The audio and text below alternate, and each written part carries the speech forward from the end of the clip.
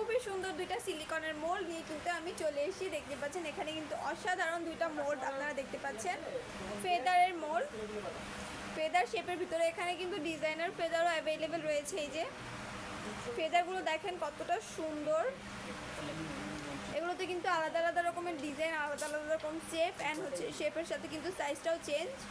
দেখতে পাচ্ছেন একটা মোল্ডে কিন্তু আপনারা চাইলে 4 রকমের ফেদার তৈরি করে নিতে পারবেন। অ্যান্ড এখানেও কিন্তু সেম, বাট দুইটার হচ্ছে সাইজটা একটু ছোট বড়। এই যে দেখলেই বুঝতে পারছেন দুইটার সাইজটা একটু ছোট বড়, তাছাড়া কিন্তু দুইটাই সিমিলার।